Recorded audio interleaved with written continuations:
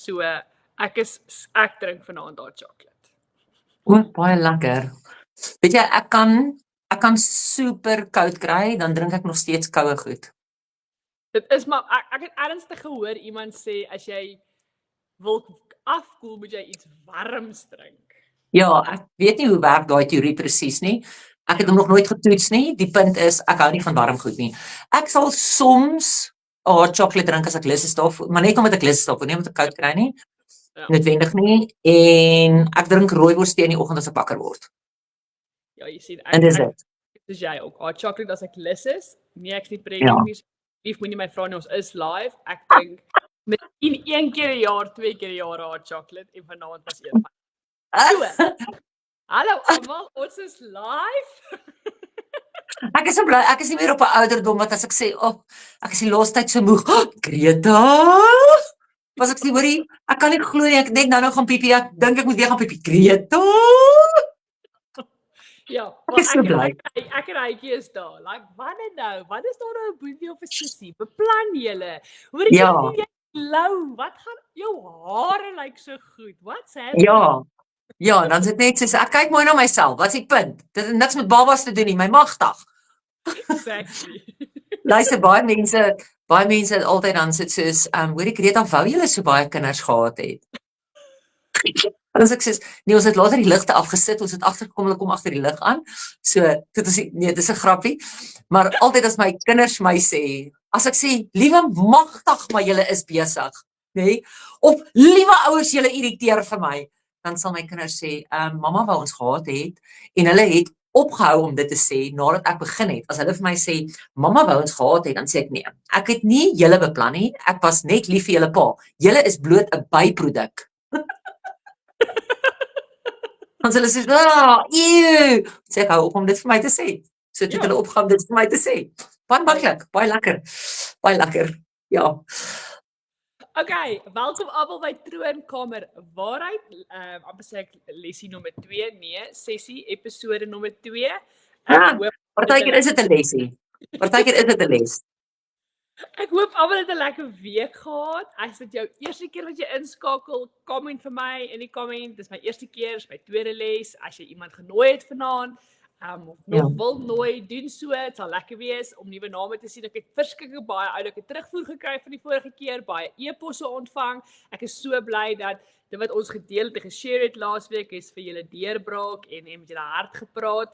Ek wil gou vinnig vir ons inskop met les 2, episode 2, ek is op lessies. Anyway, Greta is af, sy gaan seker nou terugkom. Dus dit gaan kyk, anyway. Hulle het gekyk, daar's ek, sorry. Sorry, ek is met julle, sorry, ja.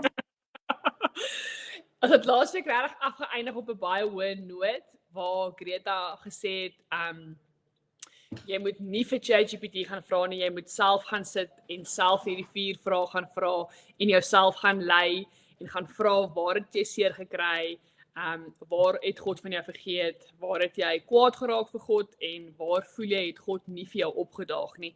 En ek hoop regtig dat julle het tyd gemaak vir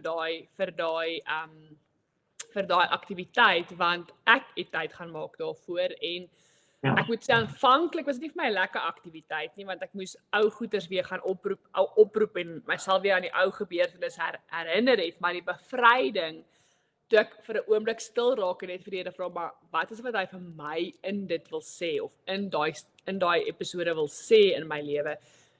Moet ek regtig sê was nogals vir my die vrede was my bonatuurlik geweest en dit was vir my, dit was lekker. So ek hoop julle het vir julle self gaan toepas en gaan doen, want dit is regtig eye-opening as jy stil word en hoor.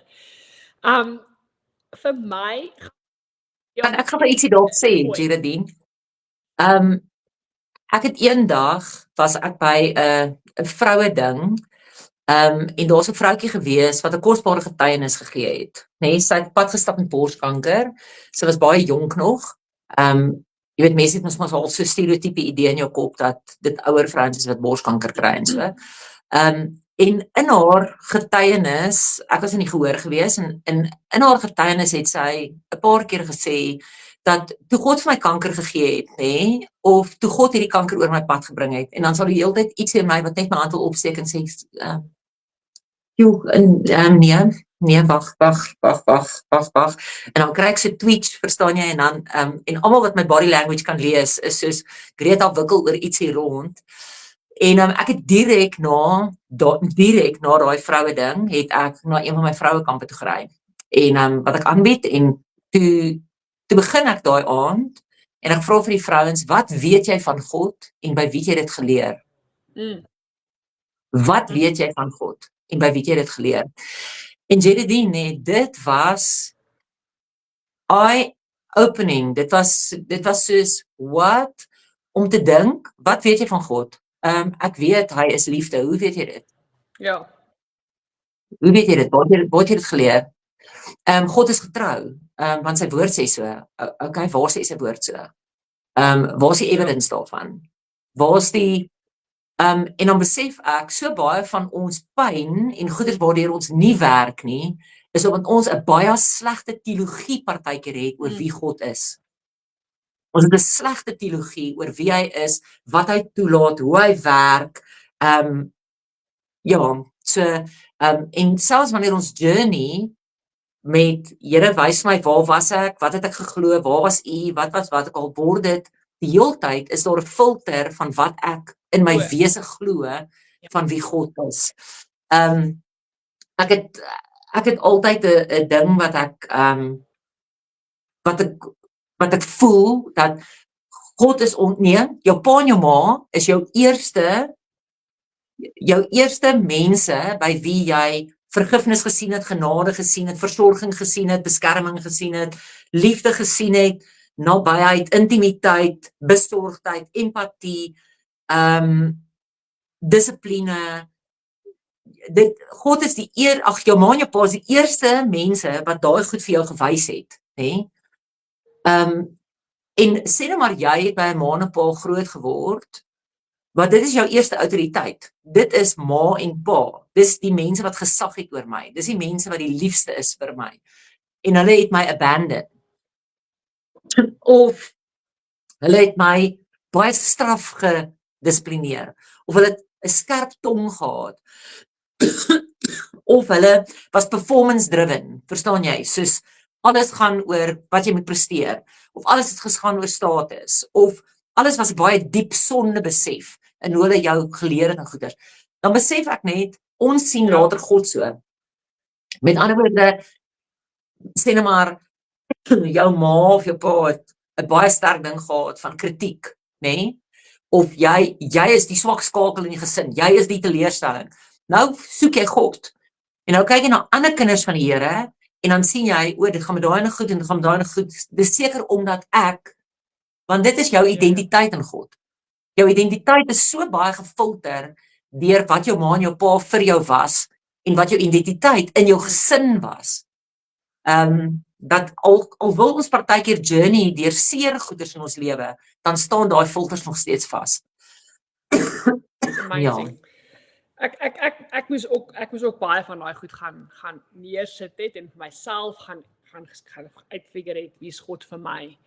En ek dink so baie van ons verstaan nie the Father's heart in the Father's love, omdat ons juist met daai filters kyk nie. So dit is 'n diep en 'n ongelooflike reis as jy jou ou lense afhaal en jou nuwe lense opsit, maar tog so 'n aha moment.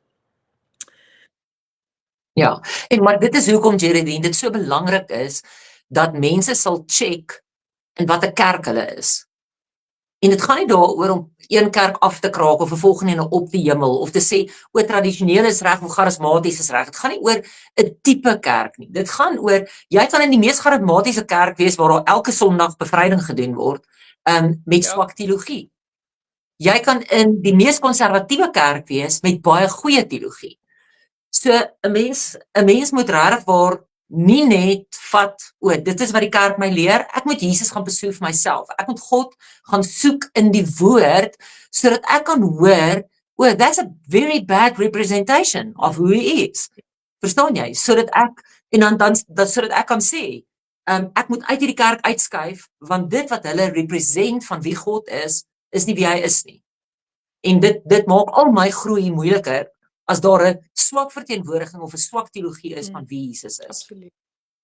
Ja. Okay, Maar anyway, vanaand ja. is my baie lekker, want dit gaan vir my oor wysheid van bo, en ek het 'n vriendin, so 2 jaar terug het ek al verloor, Boumarie, baie spesiale vriendin in my lewe gewees, en ek love haar vir baie redes, maar vir 2 redes vanaand. Sy het eendag by die kerk, sy en Heitjie is deel van die preekspan gewees, en ons doen so 1 keer 'n jaar doen ons anonieme karakters. Jy weet, jy lees van hulle, maar dit geen name nie. En sy het hierdie ongelooflike preek gedoen oor Noag se vrou. Ek het dit geloof, elke oomblik daarvan. En sy het op Noag se vrou in die lewe. Sy het nie 'n naam nie. Sy is Noag se vrou. Soos ek is wel nog steeds en is nog steeds in baie plekke Heitjie Berg se vrou. Dan sê ek, nee, ek is Jeremy Berg, Heitjie Berg se vrou. Ja. Ou daar's 'n mevrou Dominee, mevrou dokter. En sy het nou oor Noag vrou gepraat, en toe sy bid en klaar maak daai oggend by die kerk, toe sê sy, en haar grootste wens, die enigste ding wat sy by die Here se voete kom smeek voor, is meer wysheid. En ek is uit na die tyd gaan koffie drink, en ek het wel gevra, wou my verduidelik my, wat impliseer jy in meer wysheid? En ons het 'n groot gesprek daaroor gehad tussen knowledge and wisdom, because there's a big difference. Maar wat ek net weet is dat die oomblik wanneer jy vir iets vra, meer wysheid, meer geduld, meer liefde, kyk, dan word jy getoets op daai ding. En jy word getoets met die ding wat jy nie het nie. So jy word getoets in jou ongeduld, of jy word getoets in iets anders. So ek en Heitjie ry laasweek, ek dink dit was laasweek Vrydag, of dit was nou Maandag, ergens in die week, en daar bel 'n vrou om van Woude kom, en sy antwoord die foon, en sy soos, hey, this is our rewards program, can I have 5 minutes? En Heitjie soos, nee, dankie, okay, lekker dag, bye. En ek kyk hom so, en ek sê vir hom, jy het nou net daai vrou se dag opgevoer. Nou net. Sy het net haar werk gedoen. En hy kyk so vir my, sê vir my, jy gaan nie glo nie, vanoggend toe bid ek en ek vra vir die Here hy het nou 'n woord gebruik, maar kom ons sê radical kindness. Ek kyk op so, ek sê vir hom, wel jy het ongelooflik hard gefaal nou net, né? En dit En dit dis hy ding, as jy vra vir iets, dan gaan jy getoets word op baie dingetjies. So, ek dink ons lewe nou in 'n meer as ooit in 'n tyd vir wysheid in terme van ons besluite, ons gesinne, ons kinders, ons begrotings, ons huwelike, die keuses wat ons maak. So, vanaand se vraag is juis oor, ek sien hulle sê my klanke sag, ek kan niks opdrende doen nie, als op my rekenaar is op hulle hardste. So ek hoop dit gaan regkom. So ja, ons gaan vanaand 'n wysheid praat, en soos laasweek genoem, weet jy dat ek sien jou as 'n ongelooflike groot mentor in my eie persoonlike lewe, en ek dink dat hierdie topik is juis gefit vir jou. So ek hang in jou voete, my notaboek en my pen is reg. Ek hoop die wat inluister sin ook, want hier is vraag 1. Wat beteken dit om in hemelse wysheid te wandel, as ek ook met realiteite in my lewe stoei, soos finansies, kinders of 'n huwelik wat sukkel? Ja. Die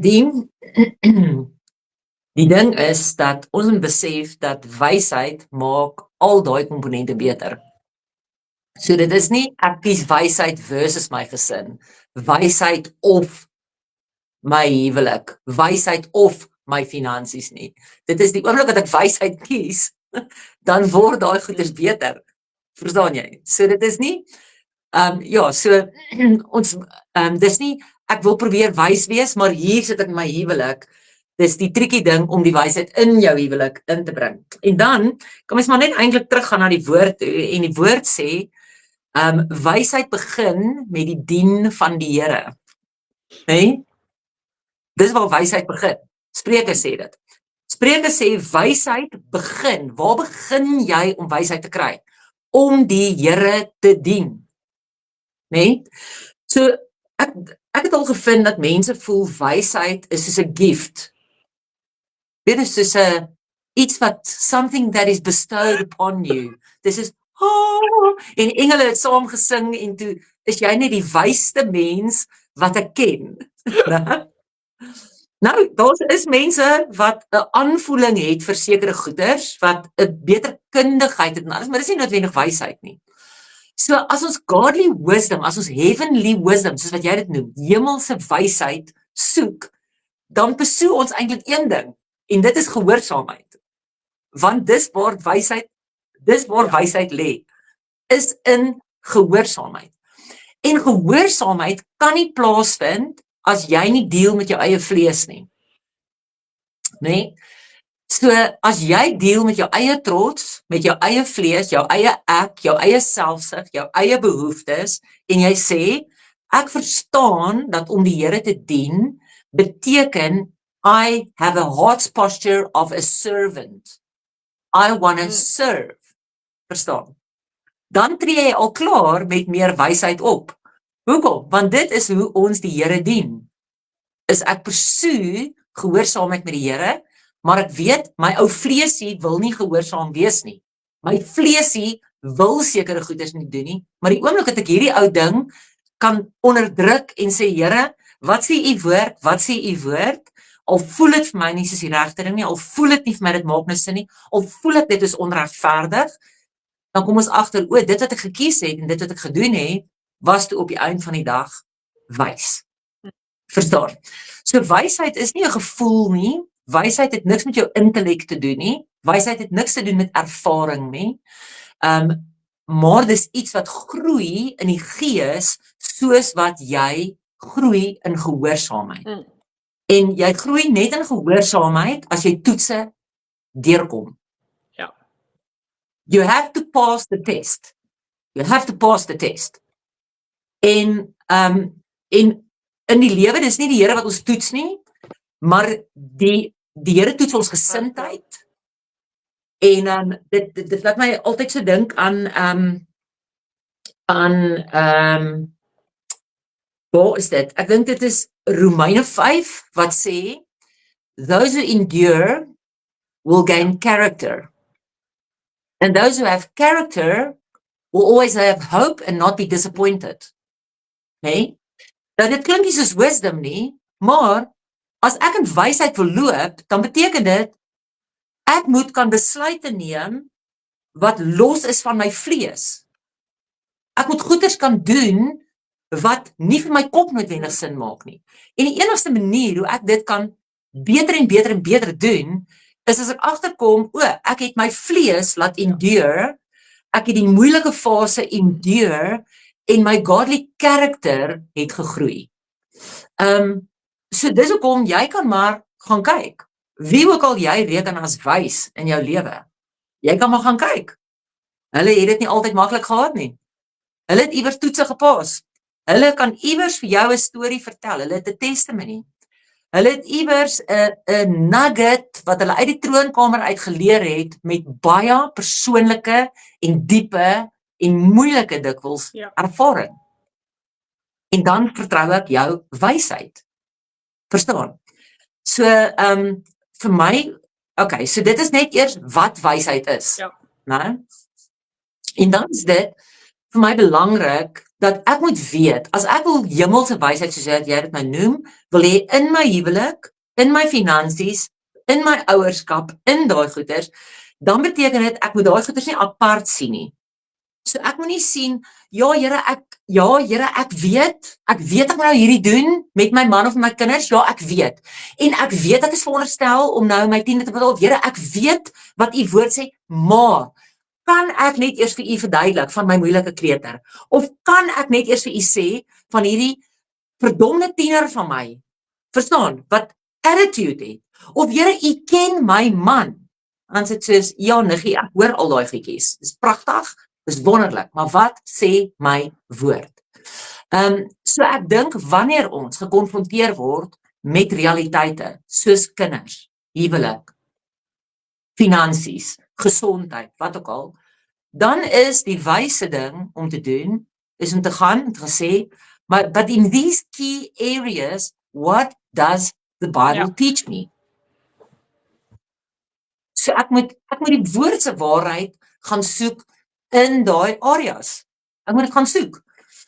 En die woord is vol daarvan. Die woord is vol pretty little nuggets. Luister, as vrouens sê, Greta, weet jy wat, ek weet nie eers nie, want ek hou nie van Bybel lees nie, die Bybel is vir my so moeilik, Greta, ek sukkel, bla bla bla bla, dan wil ek vir jou twee goeie sê, het jy al ooit Spreuke gelees? Verstaan? Want, letterlik, daar's 31 hoofstukke in Spreuke, ons maande het meeste van die tyd 31 dae, of ten minste elke tweede, wat ook al, so jy kan letterlik dit 'n ritme maak in jou lewe om Spreuke elke maand van jou lewe deur te lees. Ja. Elke maand. En ek beloof jou, jy kan daar nuggets of wisdom kry, wat jou in elke area help. Here, moet ek nou Absa bel en hierdie lening aangaan, Here, ek weet nie meer nie. Do not lend money. Okay, goed. Okay, Here, ek hoor nou weer wat jy sê. Okay, Here, ek hoor, maar Here, ek het nou niks nie verstaan. Verstaan, so daar's soveel nuggets van wysheid wat ons net in daai middelste boekie omtrent van die Bybel, net dit. En ek het so ruk terug dat ek dis eintlik baie snaaks. Ek hoop net nie sy luister nie. Want dan gaan sy dalk nou dubbel so sleg voel, want ek het nou rarig ook vir haar gesê. So praat daarom nie agter haar rug nie. Sy tik vir my 'n WhatsApp. Weet nie wat sy my nommer gekry nie. Maar sy tik vir my 'n WhatsApp om vir my te vra waar 'n sekere ding in die Bybel staan en wat my opinie daarvan is. En skus Greta, ek sit net nou in verkeer. So ek kan nie nou noodwendig Google nie. Maar jy tik 'n WhatsApp. Dat ek sê, jy het soos letterlik nou net vir my 'n essay geskryf. Jy het 'n essay nou net vir my geskryf. Oor iets wat jy my opinie oor vra. Verstaan, so mense wat sê, ek weet nie eens waar om te begin nie. As jy sê, en jy weet nou self, hoe voel ek oor Google en ChatGPT, trying to get the answer in godliness, maar ons kan daai goeders gebruik. Daar's search engines wat jou na die woord toe gaan wys. As jy sê, how to deal with my difficult teenager in a godly way according to the Bible. Not in a spiritual way, not according to the right way, it is according to the Bible, because otherwise ChatGPT will give you Hindu tips. En dan gaan dit nie vir jou werk nie. Verstaan jy nie? So according to the Bible. En dan kan hy vir jou pragtig. Hy gaan vir jou sê, trut. En dan stop jy nie daar nie. Dan gaan hy vir jou sê, according to the Bible. No. Parents, do not treat your children so that they will become teer standaard. Dan vat jy jou Bybeltjie. Efesiërs. Okay. Nou gaan ek lees wat staan hierso. Verstaan? Maar wag, hierso staan kinders moet aan hulle ouers gehoorsaam wees. Ja, maar Here, die ou ding is nie aan my gehoorsaam nie. Hoe gaan ek nou hierdie goeders fix as die ding nie eers skus Here, ek sien nou hierso. Ja, ek onthou van my trots. Ek onthou dit begin eintlik met my servant heart posture. Nou kan ek Efesiërs, nou kan ek daai stukkie vat. Nou kan ek daai scripture intik in ChatGPT of in Google in of in YouVersion in en ek kan sê give me a solid teaching or teach me what this means, want ek verstaan nie hierdie scripture wat hulle heel eers met my uitgespoeg het nie. Barabim, baraboom. Verstaan? So letterlik kan ons generasie nie meer sê, ek het nie geweet nie. I did not know. Ja. Verstaan? Maar die belangrike ding is, Google en ChatGPT is nie jou antwoord nie, die woord van die Here is. So ek soek heavenly wisdom, so dit begin by dien van die Here. Nee? Dan, die mentors wat ek soek, is gewoonlik mense wat ervaring het in daai ding. Hulle het al goeders endure. Dan is dit okay, maar waar gaan ek wisdom kry? Begin by dien van die Here. Here, Niggie, jou vlees moet sterf, die ou ding. Hoe gaan ek jy dien? Ek gaan gehoorsaam wees. Okay, Here, hoe gaan ek leer om gehoorsaam te wees? Ek gaan die woord lees. Here, dit is my moeilik om die woord te lees. Ek begin by jou vraag. Gaan soek dit op Google. Vat die versie, gaan sit dit in jou Bybel. Gaan lees die Bybel. Yep. Ek wil gou vinnig. Ons generasie se probleem. Ons generasie se probleem is nie dat ons nie die antwoorde het nie. Ons generasie se probleem is, ons is te lui om die antwoord te gaan soek. So ek wil gou vinnig 'n klein, ek is nie eintlik persoonlik nie, maar 'n persoonlike storie. So ek en Aitjies moes nou besig met ons huis en trek en la-di-da-di-da en hierdie huis is nou al verkoop, maar die registrasie gaan ergens in Oktober, November plaasvind en so niks jaag ons aan die nuwe huis toe nie, maar die nuwe huis registrasie is in plek en so sê Aitjie vir my, hy moet dag gaan papiere teken by die prokureur. En hy sê vir my, maar hy gaan sommer af vir die prokureurs daai kan vra, is daar nie 'n manier hoe hulle die nuwe huise transaksie so klein bietjie kan vertraag, dat hy stadiger registreer, dat ons eerste transaksie eerder nader aan daai datum gaan, want anders nee. En onmiddellik in my gees dink ek, maar hierdie kan dan nie die regte mindset wees nie, maar hy is hier uit, so vinnig wat hy kan wees, en kyk, hy is mos nou maar very high, very low, so daai was 'n very high moment, en hy is uit, en ek raak vir 'n oomblik, en ek sê, hoe gaan ek nou met my man praat, of hom sê, nee, hierdie sit nie vir my lekker in my gees nie, en ons dag is dit nou so wild, ons lewe heeltemal by mekaar, hy wys die aand 'n meeting, en ek staan bo met my Bybelstudie besig, en so gebeur dit, dat ek wragtig myself toe nou vind, in Genesis 27, en dis nou 'n lang ompad storie oor wysheid, maar die hele dag vra ek vir die Here, vir 'n deurbraak oomblik, vir iets, dat ek my man in wysheid kan gaan lei, net om hom te sê, joh, Jommy, daai is bietjie not in obedience, om so iets te vra, of so iets te doen nie, en ek lees, in daai aand, lees ek, van Rebekka, Isak se vrou, sy is getroud met die tweeling, Jakob en Esau, vir die wat nie weet nie, maar Esau is die oudste, Jakob is die jongste, Esau in daai tye sou die blessings ontvang het, maar sy weet as gevolg van haar droom dat Jakob die blessings gaan kry. En nou is Isak om uit te word en hy gaan nou vir Esau seun, Esau is uit, hy gaan vleis koop. Hy gaan vleis koop in die veld en hy gaan holies doen. Hy gaan vleis koop en sy wat Rebekka is nou besig om die situasie te manipuleer om God te help dat die blessing op Jakob eindig. En die Heilige Gees sê my in daai oomblik, God does not need your manipulation, he needs your faith. En ek hardloop hier by die trappe af, ek sê, Heitjie, kom sit gaga hierso by my. Dit wat jy vanoggend vroeër gesê het jy iets gedoen met die prokureurs wat snaaks was, of het jy net geteken en uitgestap in huis toe gegaan? Nee, sê vir my, hy gaan nie iets snaaks doen, en ek sê, okay, die Here wat vir ons daai huis gegee het, is die Here wat vir ons gaan voorsien ook, is die Here wat vir ons gaan help met hierdie huis verkoop, so wat hy reeds gedoen het. He does not need our manipulation, he needs our faith. Maar wat ek het vertel, is van, ek kon met my man gaan praat het, en hom teruggelei het in gehoorsaamheid in, teruggelei het in wysheid in, nie omdat ek baie slim was nie, of slim is nie, want dit gaan nie vir my oor wysheid, gaan nie vir my oor hoe slim jy is nie, alhoewel ons op 'n sekere ouderdom ons lewe kom hier by tienerfase, early 20s, dan is ons die slimste generasie, daai generasie weet alles.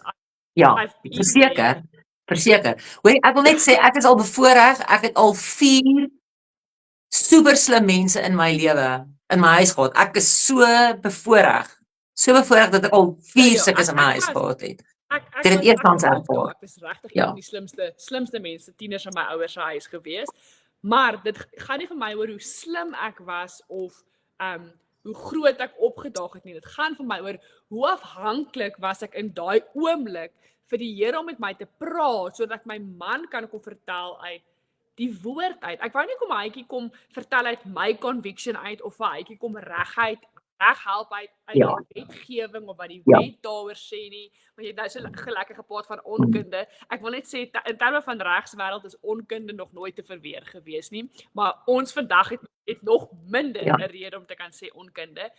Maar dis wat vir my, ek het in daai oomblik vir die Here gevra, ek was afhanklik, en ek was aan sy woord toe, en ek het gesê, show me what and how and where, en dis vir my, hy kom eerste.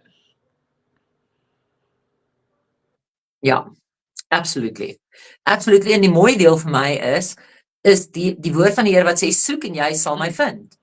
Jy het met 'n opregte hart, Here, ek het nou absolute leiding nodig. Pading, Genesis 27. Here, wat die chops het Rebecca met my, wag Here, ding, ding, ding, ding, ding, ding, hierdie klink mos nou effens bekend. Verstaan jy? So, en die Here gebruik nie altyd die skrif nie, die Here kan verskeie mense gebruik, hoorie, laat ek net gou vir julle sê, ek dink net hierdie memory kom net nou by my op. Ons was 1 jaar, is ek vir 'n ding by Champagne Castle Sports Resort. Nou, ek weet nie was jy al daar gewees nie, maar as dit besig is, dan is dit baie besig. Daar's baie mense. En ek praat nou van baie many years ago. Ek praat van seker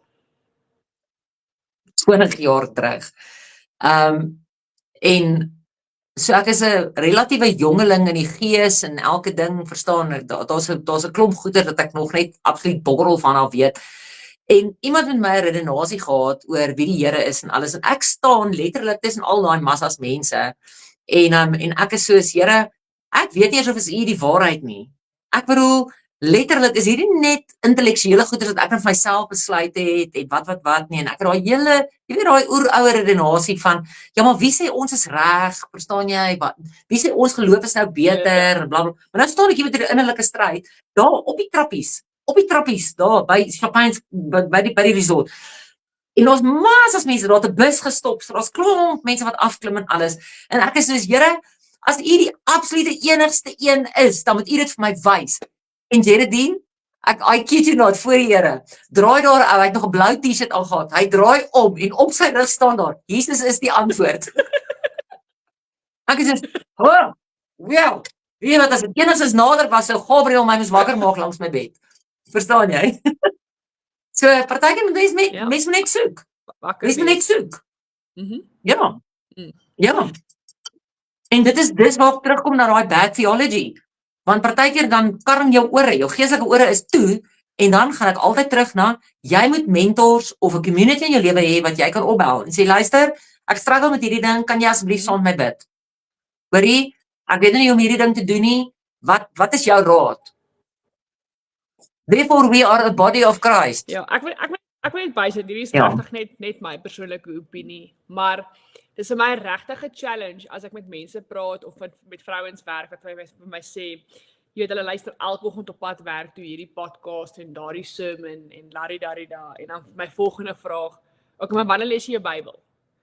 Want 'n podcast of 'n sermon word voorberei, as ek byvoorbeeld nou kyk, ek van die naweek in Welkom, daar's my 'n tema gegee, en ek gaan rondom my tema voorberei, maar as ek net gaan sê, Jeremia 29 vers 11, die Here beplan vir jou voorspoed, 'n toekoms van hoop, maar ek lees nie die konteks voor dit en na dit nie, dan ja, dis is Israel, keer terug na God toe, want hy het goeie planne vir julle. Dis nie net die happy airy-fairy wat jou wil bless nie, dis keer terug na God toe, laat staak julle het die gode begin dien. Okay, ja, so anyway. Net byvoorbeeld in daai gedeelte, ek het 'n daad, daar's aksie wat van my kant af wag vir dit om 'n plek te skop. So nou luister ek hierdie sermon, en ek sê nie moenie ophou môre sermons luister of podcast luister nie, maar you need to take that same verse, en dan moet jy na jou woord toe gaan, en dit vir joune gaan maak, en die konteks gaan verstaan, want anderste, you're never gonna experience wisdom, you're never going to, en dit sluit in by my volgende vraag is hoe onderskei ek tussen my gedagtes en God se raad, want dit kan positief wees een kant toe. Ek weet baie mense wat sê, hoe jy gaan eers 'n dag hieroor gaan bid, ek kom terug na jou toe, of daar's mense wat sommer net dadelik antwoord en vir jou vir alles opinies en raad en antwoorde het, en hoe weet ek wanneer is dit my eie gedagtes en wanneer is dit God se raad?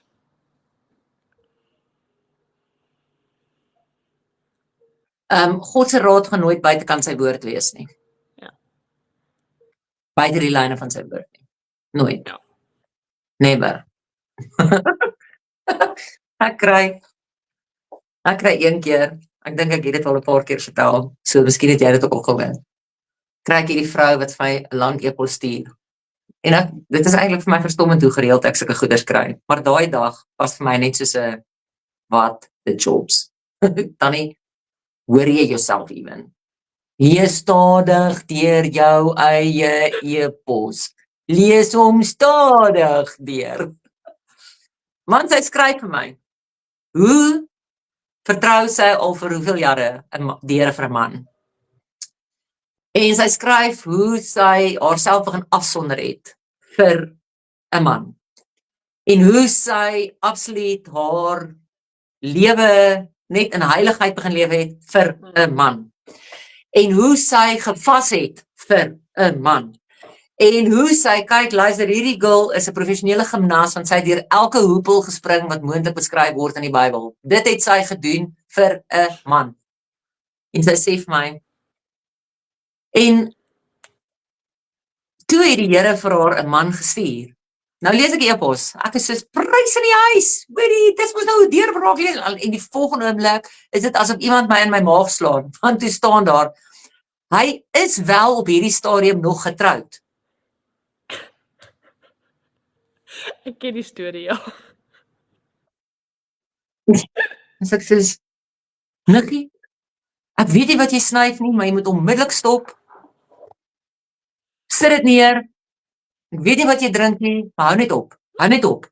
Ja. Verstaan jy? Jy moet nie die rolle van die Bybel oprol, dit aan die brand steek en rook nie. Jy moet dit lees. Verstaan? So dis nou 'n goeie voorbeeld van I think I am in godliness, so obviously I will hear the voice of God. Because I am holy, I'm fasting, I'm separated, I'm consecrated, I'm all of these things, I have good community, warra. En hier kom God toe nou met sy finale antwoord, wat sy woord weerspreek. O, gids, nee wag, dan sal dit nie die Here wees nie. Dit sal nie die Here wees nie. Verstaan?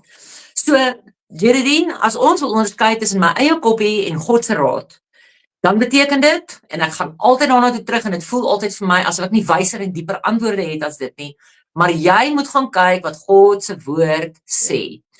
En God se raad gaan partykeer kom met 'n sacrifice. Onthou, waar ons groei, is dit dikwels moeilik. Verstaan? So God se raad is nie altyd kumbaya, engele het gesing, en dit is nie altyd dit nie. Verstaan? Maar ons het altyd 'n riglyn om te sê, hierdie is nie God se woord nie. Hierdie is nie God se woord nie.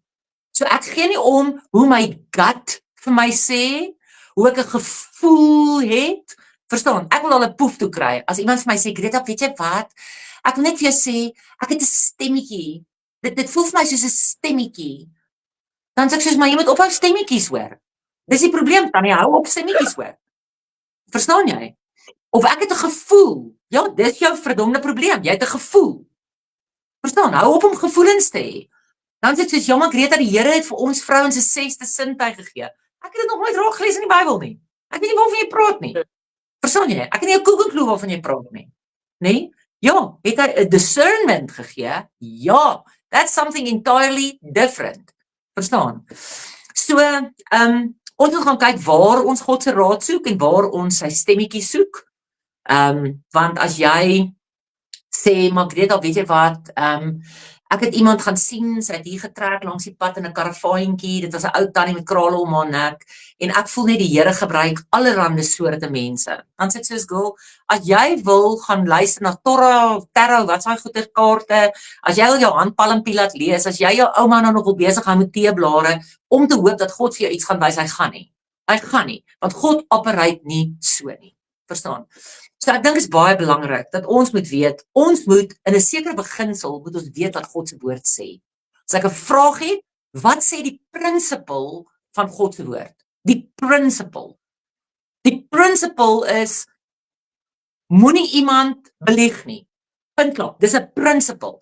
Ja, maar Here, ek voel nou net, as ek nou vir my werkgewer, dis nie soos heeltemal 'n leuen nie, Here, maar ek voel net, nee, die Here het ons nou klaar gepraat. So waarmee is jy nou besig? Verstaan jy? So partykeer dan wil ons gedagtes, wil ons op God se hart wil ons probeer soos 'n klei bonneltjie in modify in my verstronde gedagtes in, sodat hy nou hier in my dofkoppie moet inpas. Nee, ons moet God se woord ken en ons moet community hê. Want as ek nie hoor nie, dan is dit, weet jy wat? Ek gaan by ander mense vra. Ek gaan by ander mense hoor. Ek en my dogter het net nou 'n gesprek gehad. Sy vertrou die Here vir 'n blyplek. En toe sy nou in Indië was, toe bel sy my op 'n dag en sy vra net vir my, mamma asseblief net saam met my bid, want daar het nou 'n geleentheid op my pad gekom dat ek kan trek soontoe, net vir mense wat nie konteks het nie, sy's 'n missionary, so sy bly nie in 'n permanente huis nie, verstaan jy? So sy gaan nou sê net maar vir 3 maande gaan sy daar bly, of 4 maande gaan sy daar bly. So blyplek is nie net 'n given, ek het nou by Absa lening aangegaan, ek het nou 'n huis gekoop nie. Ja. En toe ek en sy net nou die gesprek het, toe sê sy vir my, mamma, ek wil mamma nog sê, ek het blyplek gekry, die Here het net so mooi voorsien. En dit was nou 'n uur terug. Toe sê sy vir my, die dag toe ek mamma gebel het, en ek gevra, het mamma gebid daaroor, toe het mamma vir my gesê, ek is nie seker, verstaan jy, want dit is wat ek regtig waar nou daai dag val, sy het dit nou gesê nie, maar dit is wat ek daai dag val gesê het. Ek is nie seker of het ek die Here reg gehoor nie, ek weet nie, maar ek het nie vrede dat jy vir hierdie mens moet ja sê nie. Ek ervaar in my gees dat die Here vir jou iets beters het. Maar ek kan nie vir jou sê dis die Here nie. Ek kan nie. Verstaan. En dis my belangrike ding is dat ons ook moet besef, mense wat baie keer vir ons sê, maar die Here sê. Ons kan nie net, weet wat Geraldine, jy lees baie Bybel, so jy gaan definitief vir my die antwoord kan gee. Nee, ek moet self ook by die Here hoor. So, ek het dit net weer gelees in haar hart, net gesê, Theonie, dit is wat mamma ervaar, ek weet glad nie of is die Here nie, gaan hoor net. En die amazing ding is, toe sê sy nou vir my, mamma, toe mamma daai dag vir my gesê het, mamma voel, ek moet nie hierdie plek dalk vat nie, mamma weet nie of is die Here nie, maar mamma weet nie, mamma voel, die Here het vir my iets beters. Sy sê, toe het my gees gewitness daarmee. My gees het gewitness daarmee. En dit is die hele ding van, as ons God se raad ook wil vat, is, ons sal nie net vrede hê, vrede is nie maklik nie. Vrede beteken nie, dankie tog, dis die maklike roete uit nie. Dit is net, hier's 'n geestelike vrede wat oor my hart daal, wat weet ek is nou besig met God se goed. Sometimes it will come at a price, sometimes it will come with great joy. Maar ek weet ek is besig met die Here se goeders. Maar, daar's so baie keer as ek twyfel oor raad, dat ek iemand kan vra, en in hulle witness, weet ek, okay, hulle het dieselfde ding ervaar as ek. Verstaan? En, as ek een ding ervaar, en hulle ervaar 'n ander ding, Here, ek weet nie, moet ons nou loetjies trek, ek is nou nie seker nie. Nee, wel, dan gaan ek terug na die binnekamer toe, en ek sê, wel, Here, ek het nog nie 'n antwoord nie. En dan is die belangrike deel, totdat ek nie weet wat God sê nie, I will not move. Don't move. So maklik is dit. Ek lag net so lekker want jy praat soos die Here het gesê, ek en Aitjie is in besigheid waar mense finansiële vryheid vir hulle self kan genereer. Maar wat vir so amazing is, as hulle kom in hier by ons huis, die Here het gesê, hulle moet dit doen, hulle is hier. Ek lieg nie. 3 maande later het die Here iets anders gesê. Dan sê ek, jy moet nou vir my, jy moet my verduidelik, wat jy van toe en nou, toe die Here gepraat het, was jou stem en want ons is te maklik te gaan. Because God is not a man that he can lie. God is not a man that he can lie. He cannot change his opinion. Hy is God wat was en wat is en vir altyd sal wees en sy woord staan vir altyd vas. So, en ek glo, ek gaan nie so ek wil net ja sê en dan 3 minute later is dit ek het verkeerd besluit saam met jou. Ek moet nou teruggaan en eintlik nie. Ja. God het 'n voetfout gemaak. Verstaan.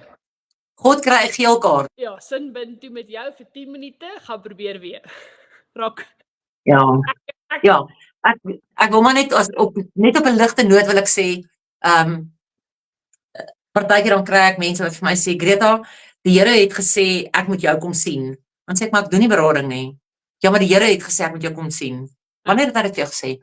Nee, die Here het gesê jy moet my help. Okay, maar weet jy wat, sodra die Here dit, los jou nommer by my, en sodra die Here dit vir my bevestig, dan bel ek jou. Ek het my Aitjie sin is ek gaan deur die finansiële moeilike tyd, en die Here het vir my jou en Aitjie gewys, kan julle my help? Ja.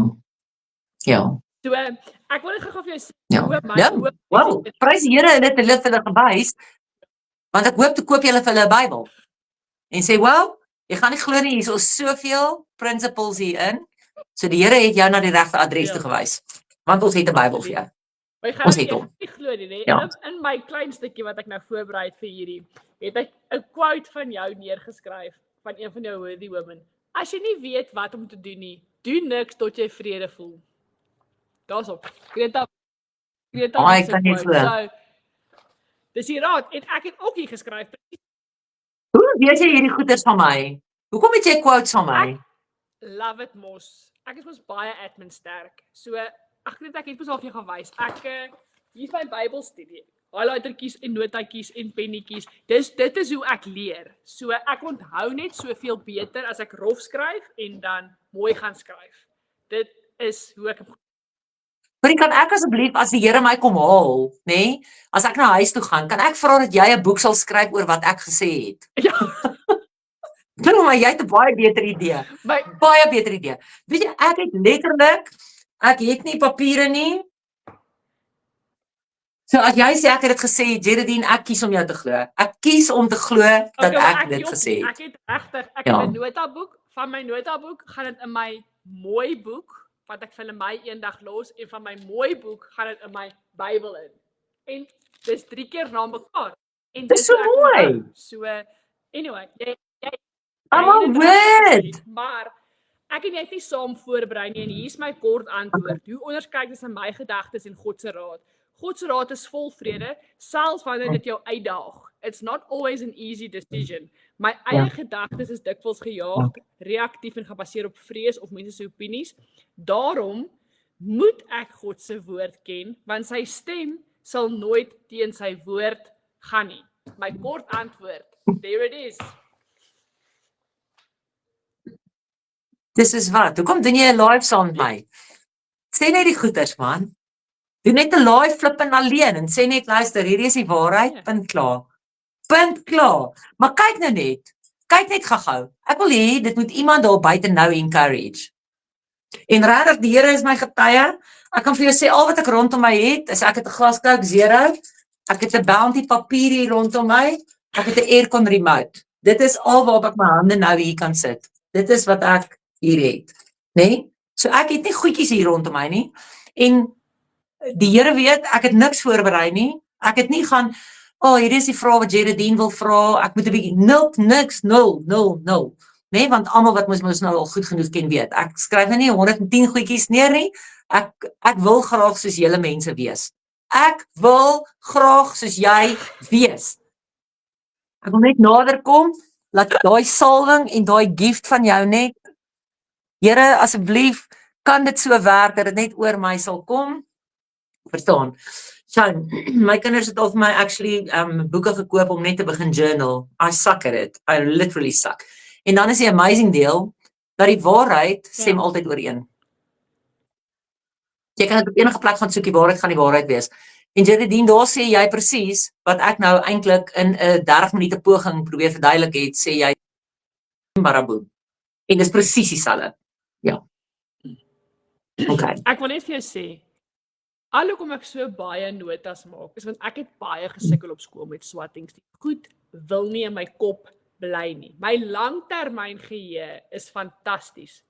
Korttermyn is non-existing. So ek moet sê, ek berei voor, want in my voorbereiding leer ek baie meer as wat ek hier aanbied. En dis vir my die lekkerste van lekker.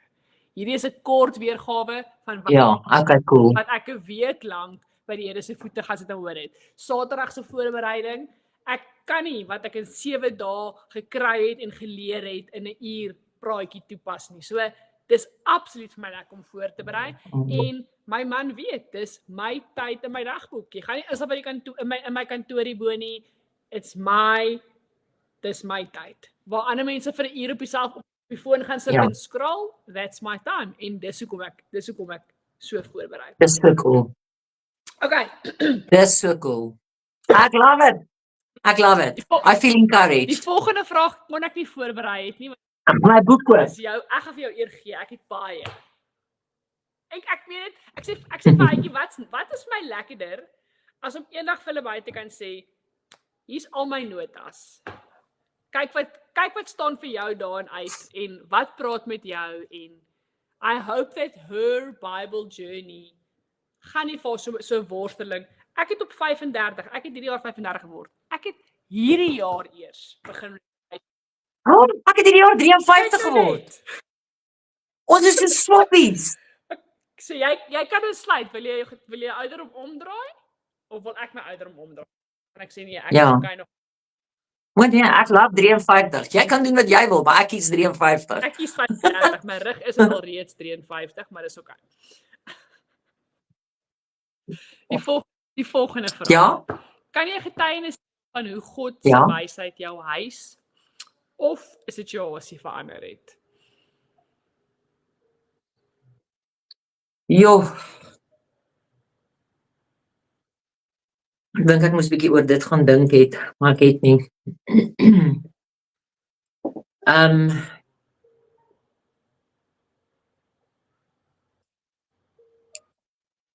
Geraldine,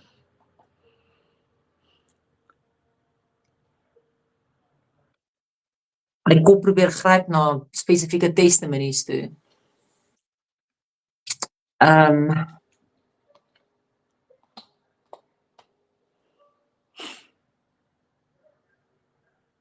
Okay, kom ek vra vir jou so. Dis nou baie lank terug. Miskien lei dit jou na 'n antwoord toe. Baie lank terug.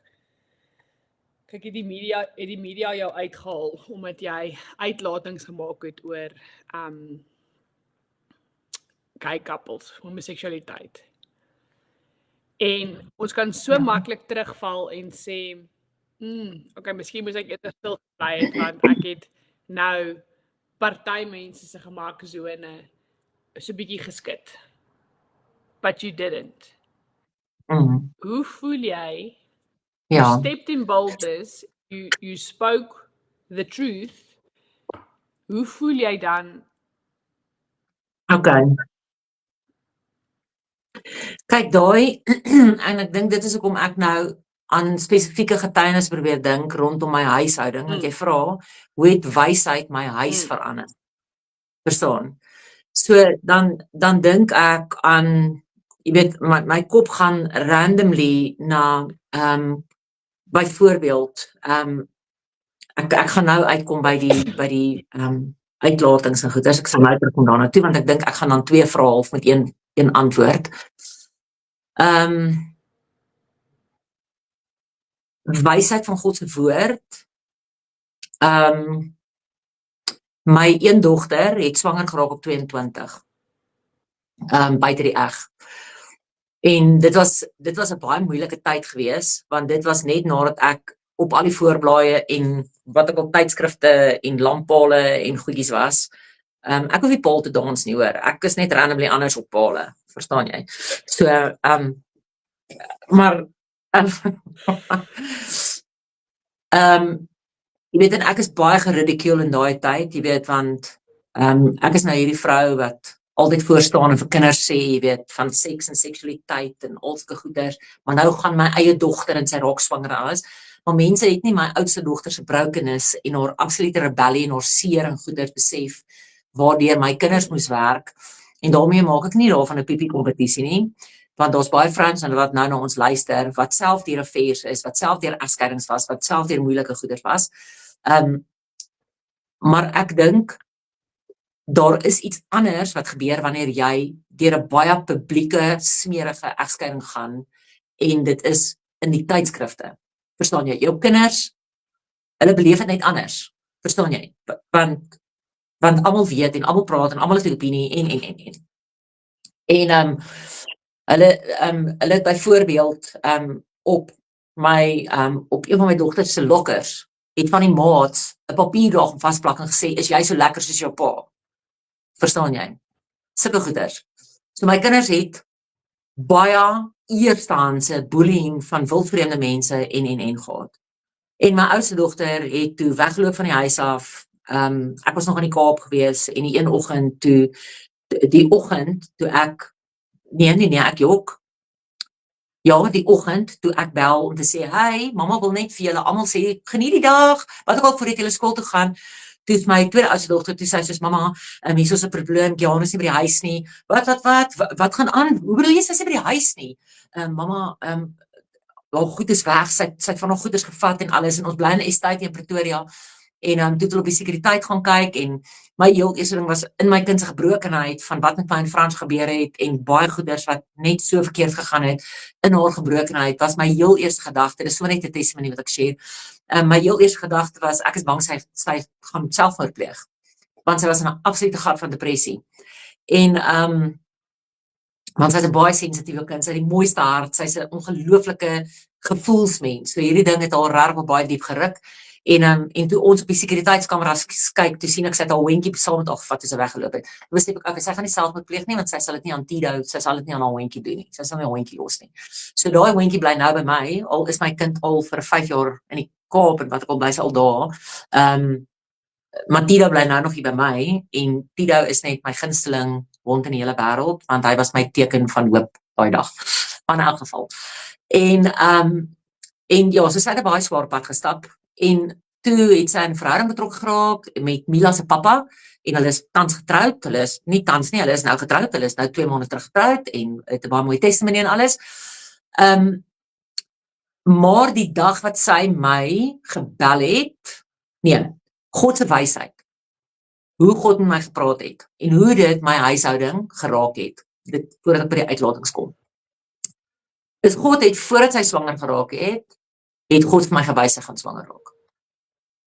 Ek het dit gedroom.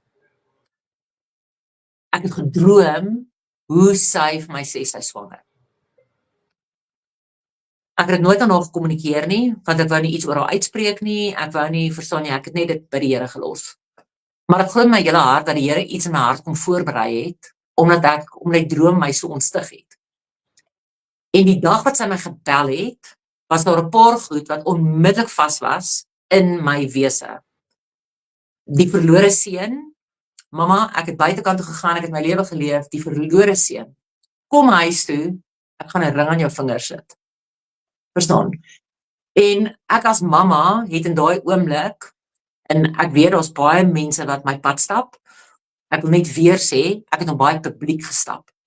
So Giaan se een van haar eerste goeders wat sy vir my gesê het, toe sy gesê het, mamma, ek is swanger. Toe sê sy, ek is so jammer, mamma, want ek weet dit gaan in die tydskrifte wees.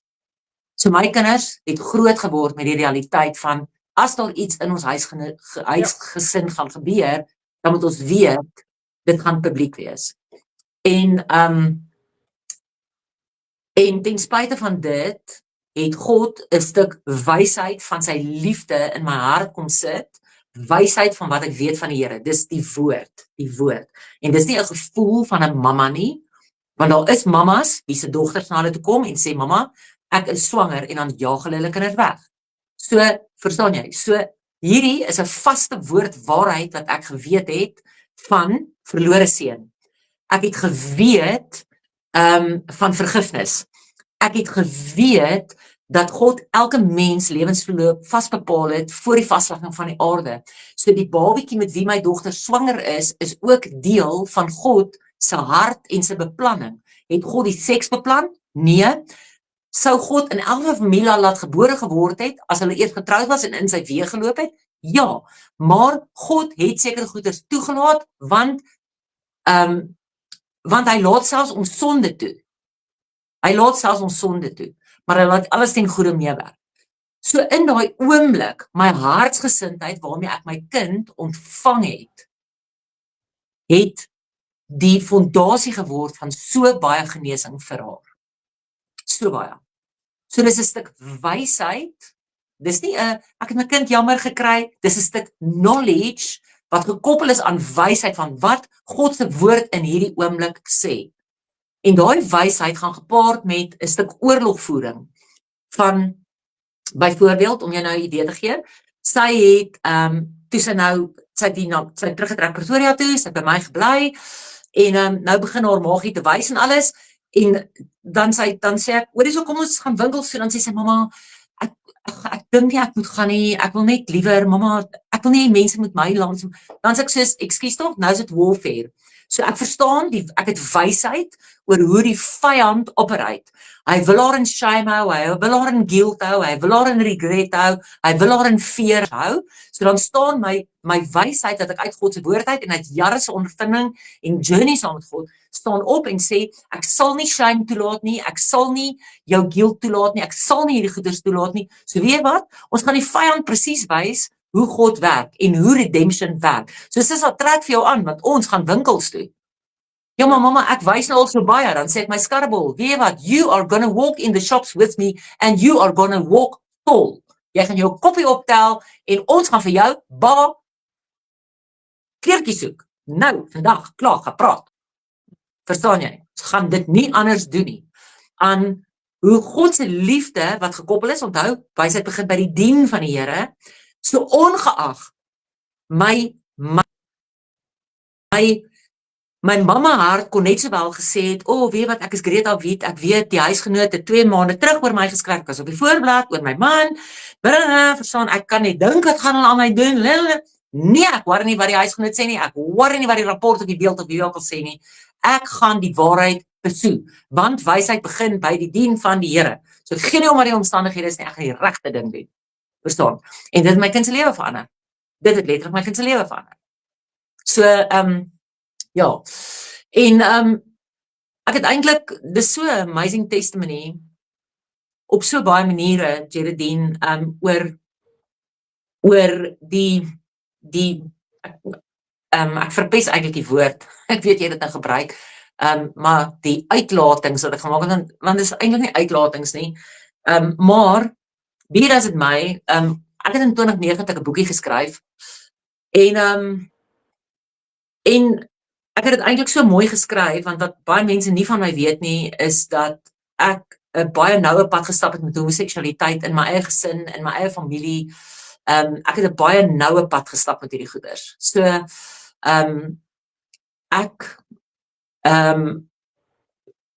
ja, ek's baie lief vir daai community se mense ook, verstaan, ek het 'n hart vir hulle, en ek het in hierdie boekie, het ek geskryf dat, dit was 'n boek vir tieners, vir kinders in puberteit, en ek het geskryf wat tieners baie keer vir my vra, en dan een van die vragies is, wat beteken dit as jy gay is, en ek sê toe, dis as jy homoseksueel is, so, ek het toe net mooi verduidelik, dit is as jy aangetrok voel tot jou eie geslag, en ek sê toe net daarin, dat, en ek bedoel, ek kan dit nou nie opmaak nie, want dit staan fisies in die boek, en dit was voor die Human Rights, Mensenregte Kommissie, amper sê die waarheidskommissie, amper sê ek die politiekie by uit, maar dit was voor die Human Rights Commission, dit was 'n baie groot hofsaak gewees, 79 organisasies het my aangekla, dit was 'n baie groot hofsaak, en so, ek het eintlik baie mooi goeders daar geskryf, ek het goeders geskryf soos, mens sê nie net vir iemand omdat hy klavier speel of omdat hy nie rugby speel nie, hy is 'n moffie. Mens sê nie sulke goeders nie. Ons maak nie kinders seer nie. Ons check wat ons uitspreek oor mense. Ek het eintlik, na my mening, dit baie mooi verwoord, maar die sinnetjie waaroor die hele boei gegaan het, en dit was regtig uit 'n diep deernis uit, wat ek gesê het, eintlik moet ons soveel genade hê met hierdie mense, en ons moet eintlik vir hulle wys wie Jesus is, want daar's so baie goeders wat hierdie mense nooit sal ken, soos wat 'n man en 'n vrou in 'n huwelik dit ken nie. So dit is so hartseer dat hulle byvoorbeeld nooit hulle eie bloedkinders sal kan hê nie. En toe het die gemeenskap my aangekla, of die 79 organisasies, om te sê, ek sê dis hartseer om gay te wees. So dit is heeltemal uit konteks uitgevaat, en. Maar, ek wil teruggaan op hierdie ding oor waarheid, wysheid, gehoorsaamheid, God se woord, hy sien die toekoms, hy weet wie hy is, hy weet wat hy vir jou beplan, hy weet, God weet, en daarom kan ons nie sonder God se inspraak in ons lewe nie, want hy weet, hy ken die toekoms. En daarom, al maak goeders nie vir ons sin nie, ons moet luister wat die Here sê. Ek weet, die media het vir baie lank gesê, ek het net matriek en ek het eintlik nie geswat nie, maar dit is nie entirely die waarheid nie. Ek het baie jare geswat by tikkies, ek het verskeie grade agter my naam, en ek sê dit nie om enigiemand te beïndruk nie, want ek ken baie mense met baie grade wat nog steeds volgens my baie stupid is, en ek ken mense wat net graad 6 het, en hulle is baie slim, verstaan jy? So 'n graad maak niemand slim of oulik of niks nie. Maar ek wil vir mense konteks gee. Ek het vir baie jare geswat by die Universiteit van Pretoria. Ek ken my studentenommer vandag nog uit my kop uit. Frans het op 'n stadium vir my gesê, "Greets, kan jy net ophou inskryf vir nog 'n graad?" Verstaan, wanneer gaan jy ophou swat? En ek het verskillende honeursgrade gedoen en alles, en een van die grade wat ek toe gedoen het, is ek het toe begin sielkunde swat, opvoedkundige sielkunde, ek het toe my honeurs gedoen in opvoedkundige sielkunde en toe my meestersgraad. En my meestersgraad was 2 jaar, en om net vir mense te sê hoe seveer hierdie ding was, is ek dink dit was in my 10de jaar van studie na skool. So dit is regtig baie lank. Dit is te lank as wat jy op skool is about. Ek het toe tot bekering gekom, en ek was in my 2de jaar van my meestersgraad, en ek het nog, ek dink 3 modules, ek kan nie eens meer onthou hoe daai goeders daai tyd gewerk nie, maar ek het nie so baie gekort voordat ek kan klaar maak met my meestersgraad nie. En dan kan ek mos nou registreer by die mediese raad, en dan kan ek begin 'n praktyk bou. Verstaan jy? Ek kan begin werk.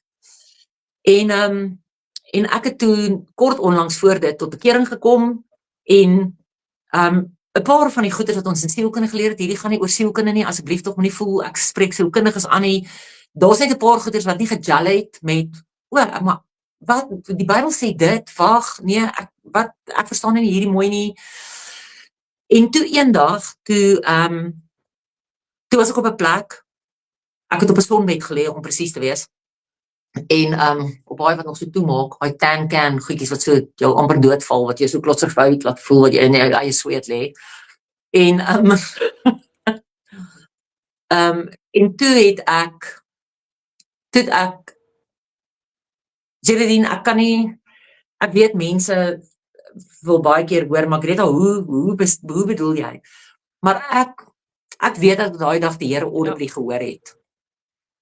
En hy het gepraat dat ek dit verstaan het, want daar was niemand saam met my in die sonbedkamer nie, niemand nie, maar ek weet, ek gehoor het, hoe God vir my sê, in Afrikaans, staak jou studies. Staak jou studies. Nou dis daai ding van God sê partykeer goeders en dan sê jou vlees, ag dis belaglik, verstaan? As God my dan nou gebless het en geroep het om met mense te werk en vir hulle genesing vir hulle harte te bring, dan sal hy mos nou nooit sê, stop met dit wat jou kwalifiseer om dit te doen nie. Verstaan? En ek het huis toe gegaan, en ek het vir Fransja gesê, ek het nou die weerse ervaring gehad, ek het ervaar hoe die Here vir my sê, dat ek my studies moet staak. Nou kan jy dink, daar is al duisende rande in studiegeld in, Fransja wil al lank gehad, ek moet ophou swat, hy is net soos Greets, hoor jy, weet, wat the hell, waar is jy nou? En Fransja is 'n Vrystaatse boerseun groot geword, so Fransja het op daai stadium nie baie Engels gepraat nie, hy het net met Spiekkops Engels gepraat, verstaan jy? So hy het nie Engels regtig gepraat nie. En hy sê hierdie ding vir my, hy sê, hy kan nie dink dat die Here so 'n sacrifice van my sal vra nie. Nou luister, vir 'n Vrystaatse boerseun is sacrifice 'n groot Engelse woord.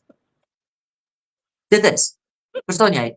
Hy kon net sowel gesê het, ek kan nie glo dat die Here nou so stupid ding vir jou sal vra. Of Greets, verstaan jy, ek kon enigiets gesê het. Hy het gesê, ek kan nie dink dat die Here so 'n sacrifice vir jou wil vra nie. En ek het toe nou, obviously, ek het nie idee, hoe gaan ek nou seker maak? Verstaan jy, want dis 'n baie groot ding, om na soveel jare, jou studiesprys te gee. Dis letterlik so goed, ek is bezig met my rekordeksamen en die Here sê, jy moet nie matriek skryf nie. Wat? Dis mal, dis crazy. Niemand gaan dink dit is normale denke nie. En toe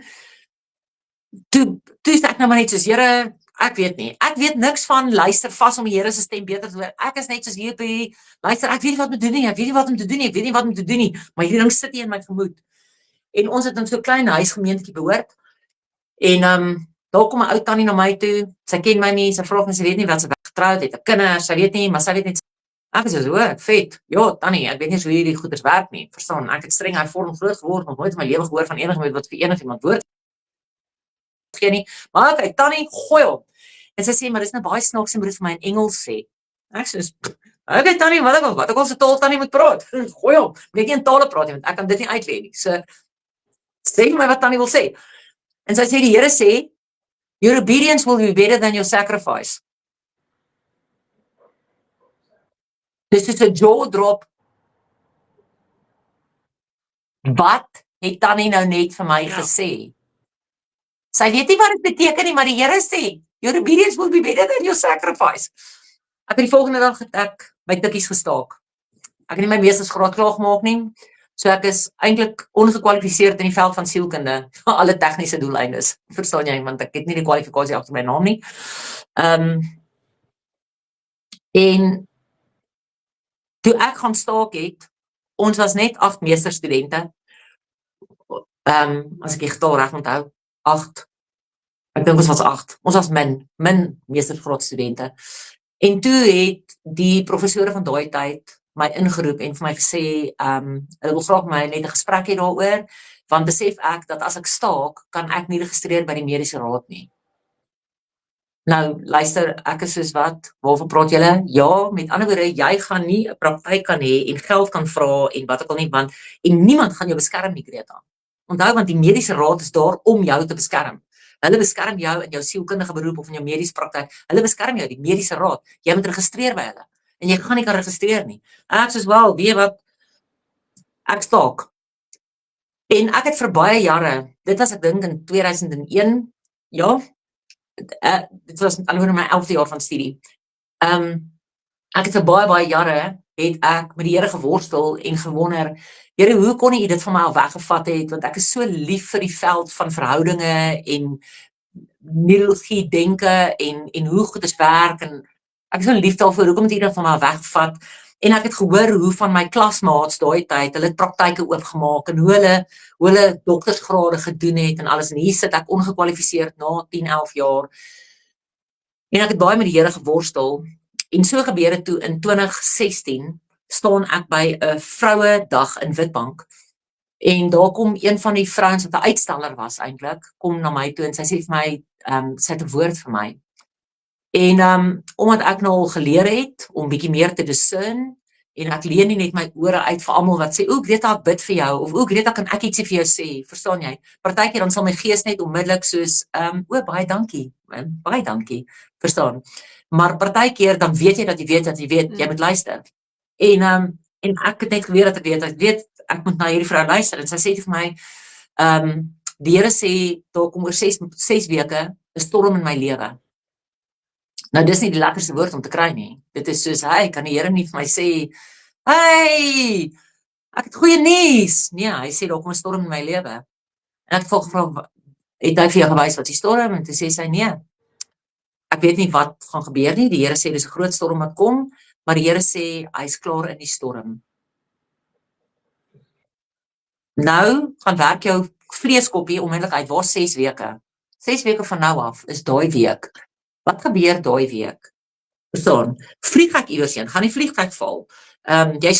Jy stop mors dood by elke stopstraat. Jy ry nie oor 'n geel lig nie. Verstaan jy kou jou kos ekstra fyn, want jy moenie stik nie.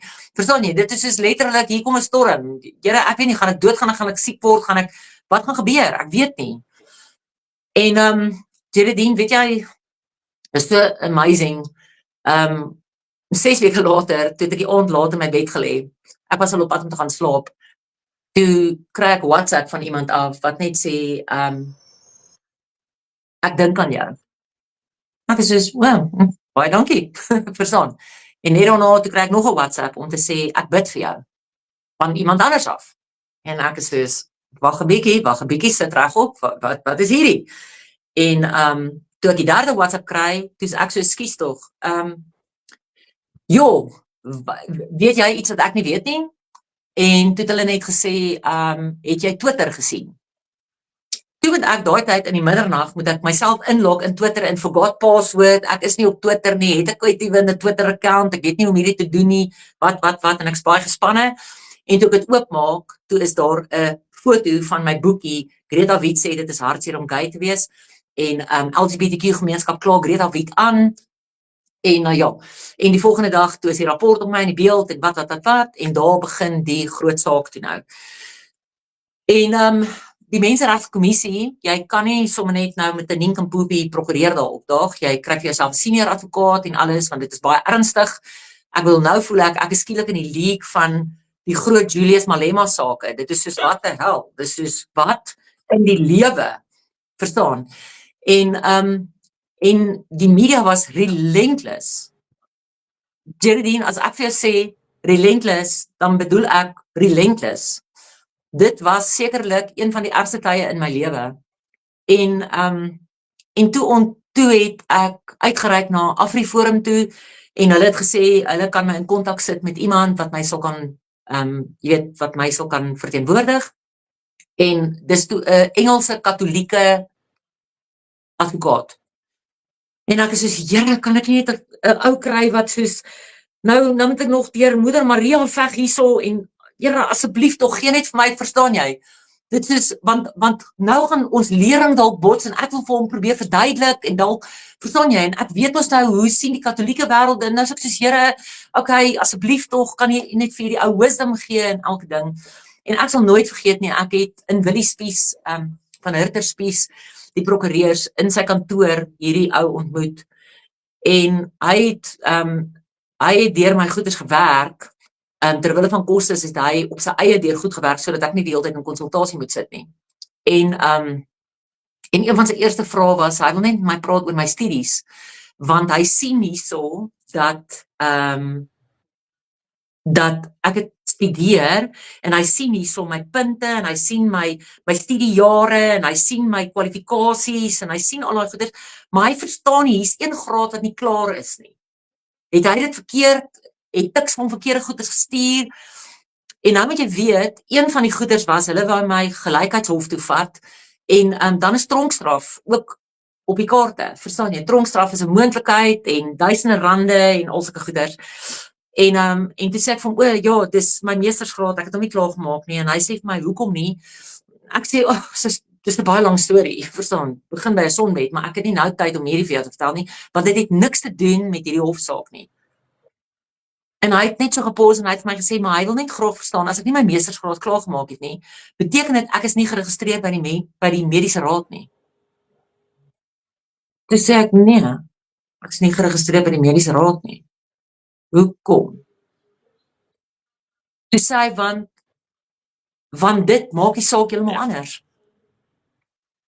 Want as ek geregistreer is by die mediese raad, is daar 'n klomp goed, tronkstraf, oor my uitspraak. En omdat ek nie geregistreer is by die mediese raad nie, kan dit en dat nie gebeur nie. En mense tot vandag toe, sien ek gereeld mense, wat op Facebook of waar ook al vir my skryf, ja, sy moet net onthou, ons vat haar weer hof toe, want sy moet onthou wat het laas gebeur. Ouens, ek wil julle nie dit laat vergeet nie, maar ek het nie die hofsaak verloor nie. Ek het nie kostes betaal nie, ek was nie gestraf met enige iets nie, niks, nul. Ja. So, 16 jaar voor dit, het God wysheid gehad, en hy het gepraat, en as ek ongehoorsaam was, sal ek 16 jaar later 'n baie duur prys betaal het. Maar omdat ek daai tyd gekies het om te sê die Here het iets gesê, dit stry met my vleeslike wisdom, maar ek gaan kies om God te glo, het dit my letterlik gered. Absolutely. And the cost was still So ek weet nie of encourage met iemand nie. Ek sê net iets opgegee. Ja. En ek kan nie, Geraldine, ek kan nie genoeg vir mense sê. As jy die topik van wysheid wil vat, wysheid begin by dien van die Here. Dien van die Here begin by ken sy woord. Dien van die Here begin by gehoorsaamheid. As die Here praat, doen dit. Ja, en ek sê altyd vir myself en vir Heitjie, die Here se instruksies in die Bybel is nie moeilik nie. As ons gaan na die heel eerste instruksie aan Adam. Jy kan van al die bome eet, behalwe daai een. Hy was baie clear. Hy het gesê dat daai boom, jy gaan 5 kilos moet stap, dan gaan daar so 'n sirkel wees. Onthou om by die derde uitgang uit te gaan, dan moet jy 2 keer links, 3 keer regs en 1 keer op. Daai boom. No, sy instructies is baie eenvoudig. It's very clear in the word. Maar ek dink grootendeels gaan dit oor een, ek wil die woord inpas in my konteks, I justify it. Secondly, ek wil net nog bietjie vashou, net nog langer bietjie vashou en delayed obedience is still disobedience. It's a step. So, Ja. Luister, ek het twee goed wat ek altyd sê en dit is, dis baie lekker om vir die Here te werk, veral in 'n raadgewende hoedanigheid. As ek vir die Here kan raad gee, verstaan jy? Nee? Dis hoe mense redeneer. En die ding van dis baie moeilik om te hoor wat God sê as jy klaar besluit het wat die antwoord moet wees. Ja. Baie moeilik. Ja. Ek wil gou net een stapie terug wat jy oor jou dogter gepraat het in haar testimony en dat iemand opgekom het, daar's 'n kommie vinnig verbygegaan oor shame.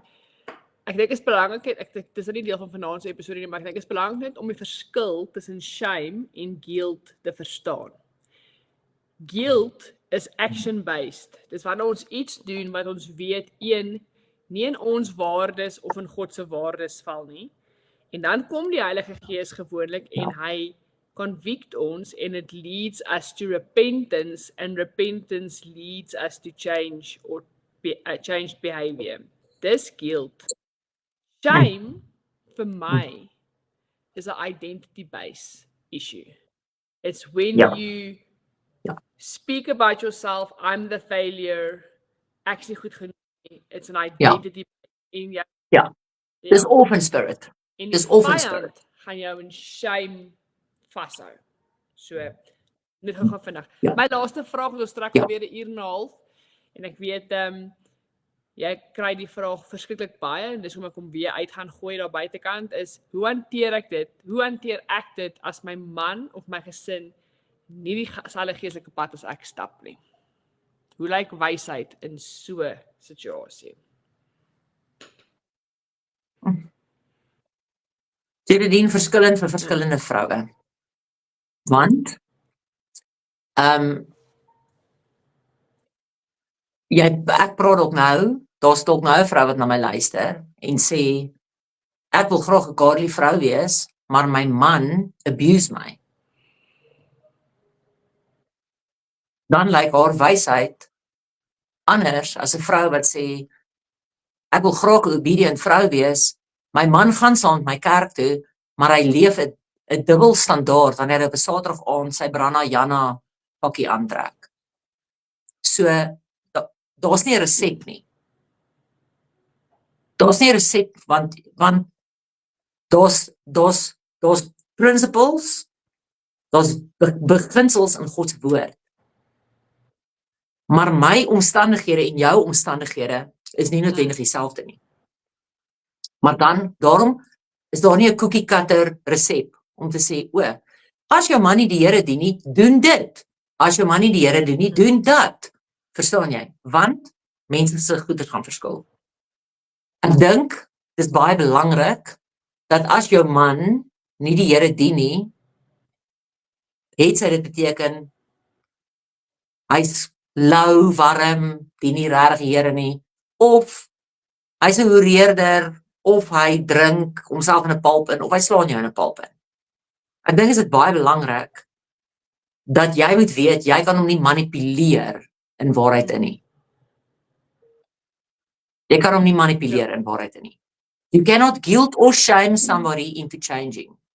You cannot. Jy kan nie jou man genoeg Bible bash sodat hy begin lief word vir die Here nie. Niemand het nog nooit uit skuldgevoel uit 'n authentic verhouding met die Here besoek nie. Uit 'n skuldgevoel wat iemand anders op my pak. Dit is anders as die Heilige Gees my convict. Verstaan jy?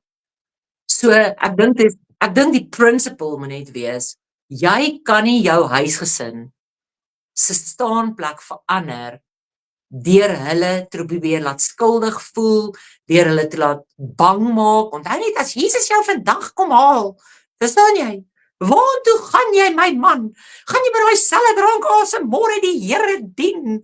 Verstaan?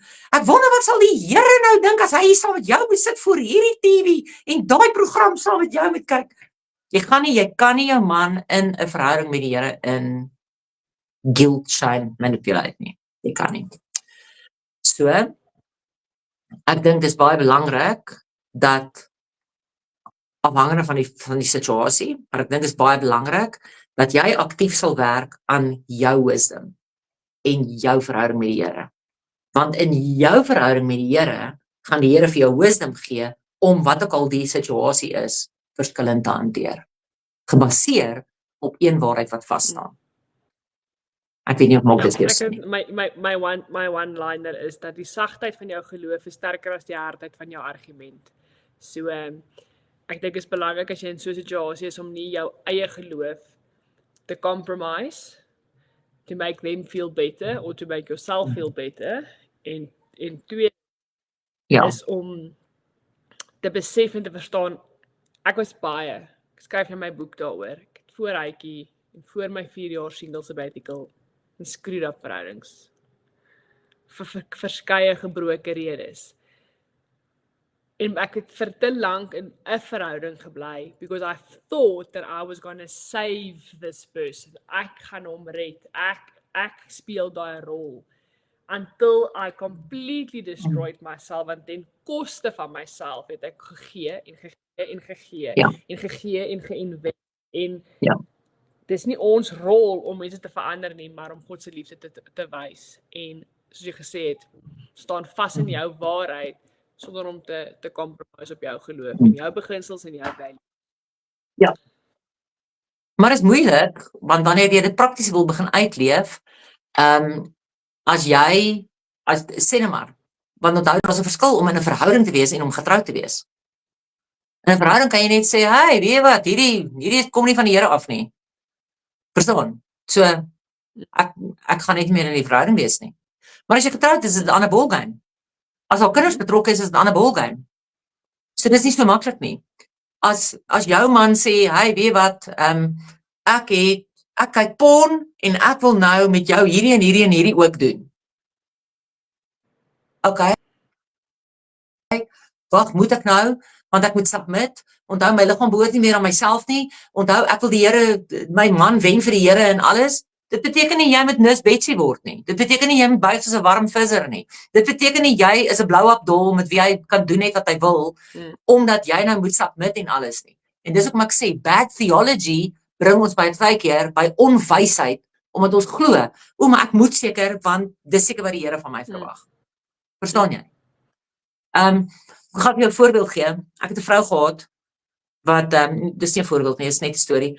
'n Vrou wat sy een keer het sy met my gepraat, dis nou al 'n hele ruk terug, wat sy het my gesê, sy het met haar dominee gaan praat en sy weet nie meer wat om te doen nie, want haar man is baie abusive en sy weet nie wat om te doen nie. En ek het gesê abusive, op watter manier? En sy het gesê hy slaan haar verskriklik en sy moes al daar afgevat by werk, sy was al een keer in die hospitaal gewees, bla bla bla, en sy weet nie meer wat om te doen nie. Dan sê ek sê, weet jy wat, skei die poepel, punt klaar, nee? Toe sê sy, maar dis nou jy selfs by die dominee gewees en hy het gesê, hy kan ongelukkig nie, buite die woord van die Here gaan en sê, weet jy wat, ongelukkig net met oorstel kan jy jou man skei. Toe sê ek, maar dan vat jy nou die letter van die wet. Dan vat ek dit as 'n godsdiens. Dan vat ek daai sinnetjie as 'n slaanstok. Nee? Toe sê ek vir haar, okay, well, weet jy wat? Jy's nou heel bo aan my gebed, so ek bid nou dat jou man jou gaan verneek. Verstaan? In fact, ek dink jy moet vir hom 'n prostituut reël. Dis wat ek dink jy moet doen. Nee? En sy sê, weet wat jy mal geword. Sê ek, wel, as ons net volgens die dominee se reëls moet werk, dan moet ons nou, I don't know, dan gaan ons nou met bid dat jou man jou verneek, sodat as hy jou volgende keer slaan, dan sê hy, verneek my net, en as hy jou nou verneek, dan sê hy, dank prys Jesus, en dan kan jy hom skei. Verstaan jy? En, nou ja, needless to say, ek het toe nou 'n oproep gekry van die predikant af, wat gesê het, hy wil net weet met wat dwaalleer is ek besig, toe sê ek weet nie, maar ek wil net weet met wat 'n God is jy besig. Verstaan jy? Want hoe, verstaan jy? Werk jou sinnetjies, hoe werk jou redenasies? En Geraldine, ek dink dit is die belangrikste ding, nee, is dat ons vrouens het baie keer goeters wat ons voel, maar ek voel dit is wat die woord sê en dis die waarheid en dis reg. Maar baie keer in ons ongelukkig, in ons patriargale, kalvinistiese upbringing of the church, is ons vrouens baie keer geneig daartoe om te dink, ek moet alles vat wat na my kant toe kom, want dit is wat van 'n goeie vrou verwag word. So al dien my man glad nie die Here nie, I need to smile and wave. As my man soos koning Ahasveros vir my sê, hy Vastie, trek uit jou klere, want Jan wil jou boude sien, dan moet ek sê, weet jy wat, ek weet nou nie wat om te doen nie, want die Here het gesê, ek moet nou gehoorsaam wees aan my man. Verstaan? So ek dink, ons het so baie screwed up thinking oor dit, dat ons vrouens baie keer dink, ons moet ons mans red, ons moet pa staan vir 'n weakness wat hy dalk het, ons moet die slaansakkie wees, ons moet die slaaf wees, ons moet die fikswerk doen, ons moet die reddingswerk doen, en intussen sê die Here, jy is my bruid, get to know me, and I will abide in you. Ja. Ek weet nie of dit help nie. Ja. Maar ek hoop nie iemand bel na vanaand die predikant en sê, Greta het gesê, ek moet bid dat my man my verneek. Dan flippening, dan is ek nou môre weer op die bloody voorblad iewers. Jy moet nie na daai vrou luister nie, jy kan nie glo wat sê daai vrou nie. Sy raai vrouens, sy hits vrouens aan om prostituie vir hulle mans te reël.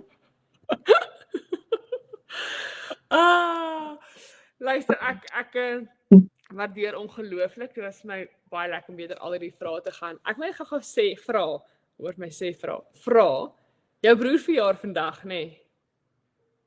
So jy kon eintlik vanaand saam met hom gaan uit eet het. Ja, ek het vanmiddag saam met hom koek geëet. Ek het hom ek dan nog eens dink, waar het ek het hom sommer daaietjie ergens ons by 'n funksie. Ek wil amper dink by 'n MB funksie of 'n iets funksie, maar ek het jou broer al ontmoet. Very special person. Ja. So ek Really?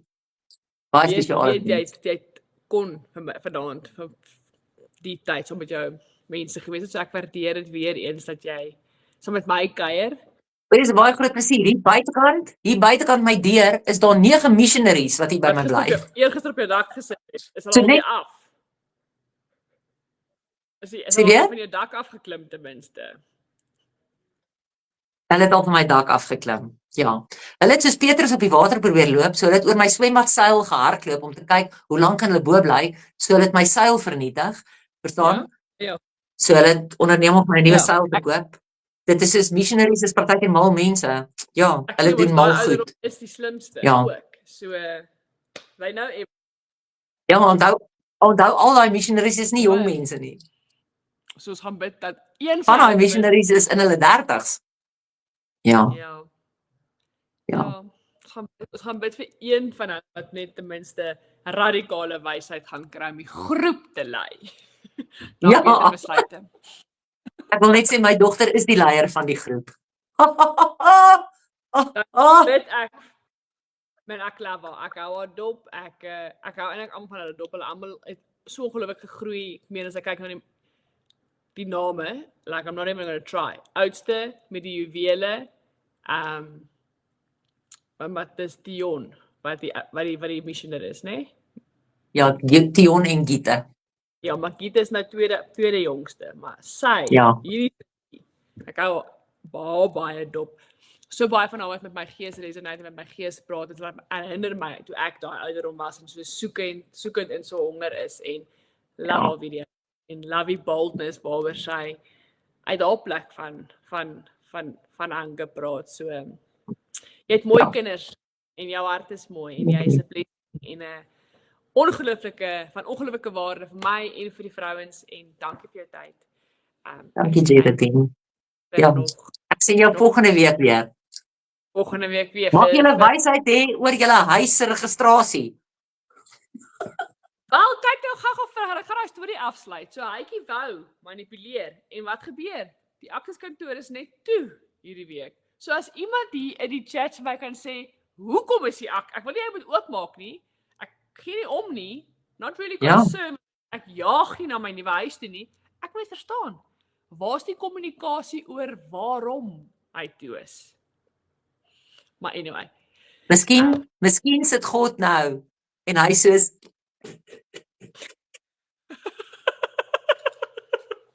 Sorry, goed. Ek wonder as die Here WhatsApp gehad het en hy kom met ons op WhatsApp praat, met watter gifs sou hy vir my gestuur het gesê, interpreteer hierdie gif, what am I replying? Ek sê nou vir jou, ek dink die Here sit baie keer, jy weet daai, ek sien hierdie prentjie, onthou jy daai hondjie in daai daai dis in een of ander Ja. Gaan dan nou WhatsApp Okay. Anyway, ek en jy chat môre oor ons aanvanklike gesprek verder. Sterkte. Okay. Ek weet nie of is die vrouens ewen nog online nie. Wat 'n chops, dit is so lank en so laat. Hulle gaan jou almal vra en sê Greta, jy lyk so moeg, gaan slaap. Greta gaan slaap, dan Ai, hoorie so, ek was laasweek flippend moeg gewees. Ek gaan weer dieselfde kry. So voor ons daai vrouens kry wat vir jou sê Greta, jy lyk moeg, sê vir hulle nee, dit is al 20 voor 10, so ons gaan almal nou slaap. Dankie vir jou tyd. Gaan lê in die bad, self-time, baie lekker gelyk. Liefde vir almal. Julle volgende week donderdag sal 'n tyd, sal 'n plek vir lesie nommer 3. Okay. Ja, cheers weer. Liefde.